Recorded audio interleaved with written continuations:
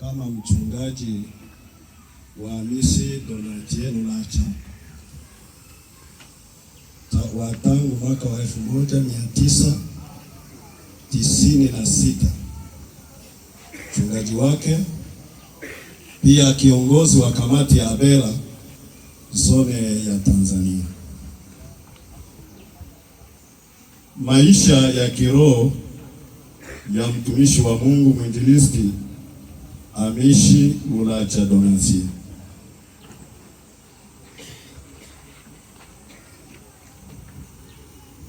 Tunanukuu maandiko, maana ikiwa tuamini ya kwamba Yesu alikufa akafufuka, vivyo hivyo na hao waliolala katika Yesu Mungu atawaleta pamoja naye. Bwana Yesu asifiwe. Mtumishi wa Mungu Hamisi Lulacha Donatien alimpokea Yesu Kristo kuwa Bwana na Mwokozi wa maisha yake mwaka wa 1952 akiwa na umri wa miaka 10 tangu kuzaliwa. Alibatizwa kwa maji mengi na kwa Roho Mtakatifu Panehele mwaka wa 1960 akiwa bado kijana wa miaka 18, tofauti na vijana wengine wa leo. Yaani ile siku alipobatizwa kwa maji na ndipo akabatizwa kwa Roho Mtakatifu. Bwana Yesu asifiwe sana. Huduma zake kanisani tunaongeza kwa zile ambazo kanisa la hapa nimesema, kwa sababu sisi tunamjua Donatien wa 1996 hadi 2026. Tunajua Donatien wa miaka 13 hii ya mwisho. Hamisi Lulacha Donatien alikuwa ni mwinjilisti na mwalimu. Alihubiri na kufundisha kwa kuwachangamsha wasikilizaji, na ndio maana vijana wa pale kwetu walipomwona anasimama kwenye madhabahu wanasema dokta anasimama, walimtunuku cheti cha daktari.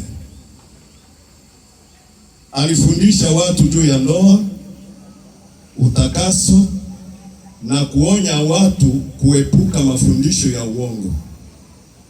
Kwa sababu ya kuvutiwa na ubora wa ufundishaji wake, vijana wengi walitamani kusikia mafundisho yake.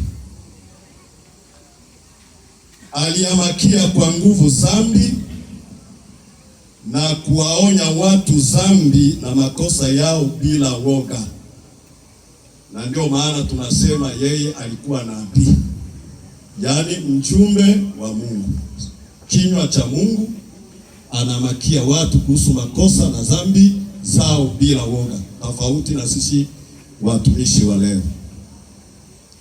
Tangu pale Hamisi Lulacha Donatien alipookoka, siku zote alidumu maisha ya maombi na mafungo, akiungana na watumishi wenzake wafuatao kama Mama Mariamu Kinyamarura, Yohana Kashashi, Sango Benwa na wengine katika vituo vya huduma ya Mungu Parutabura, Bitobolo na Abela, na akaja kumalizia Nyarugusu. Huduma ilipopanuka na kuendelea pale Abela, Reveranga Abwebale Bimo alihamasisha kuundwa kwa kamati ya Abela katika ngazi zote za kanisa la Kimethodiste huru na makanisa ya ushirika ya Sepake, Selpa na Kadafu.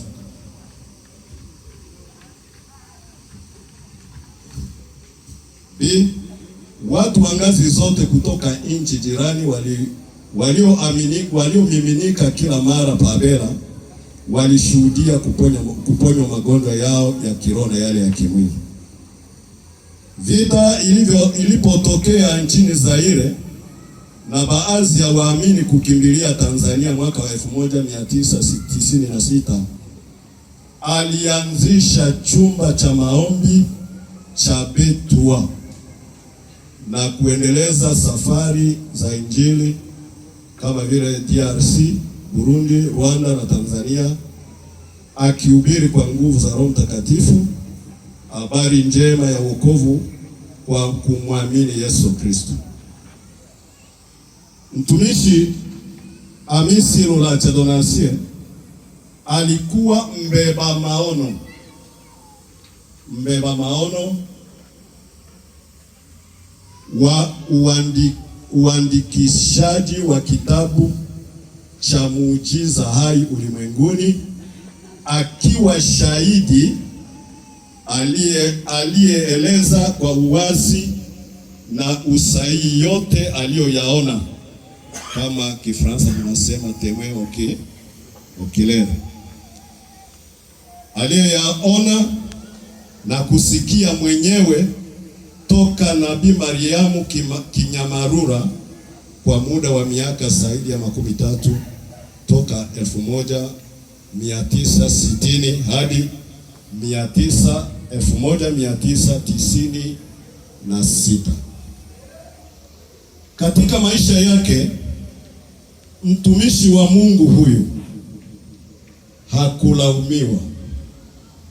hakulaumiwa kwa jambo lolote, bali kwa mambo yote alikuwa tayari kumjibu kila mtu kwa hekima ya hali ya juu. Kama kanisa tunashuhudia kwamba Evangeliste Hamisi Lulacha Donatien hafi, bali amelala akipumzishwa na Mungu pamoja na watakatifu wote waliotangulia. Amelala, lakini kazi zake ziko hai na zitaonekana milele na milele. Kwa kumaliza, tukumbuke neno la Mungu linalosema hivi katika Waebrania 13 ule mstari wa 7, ninanukuu: kwa kanisa wakumbukeni wale waliokuwa wakiwaongoza, waliowaambia neno la Mungu, tena kwa kuchunguza sana mwisho wa mwenendo wao, igeni imani yao.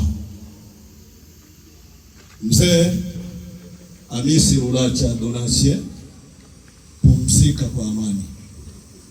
Imefanyika hapa Elimionga tarehe 8 mwezi wa 7 2026 kwa niaba ya kanisa la Tanzania na kamati ya Tanzania, Reverend Abilele Benjamin Wapindu, kiongozi wa kamati. Amen.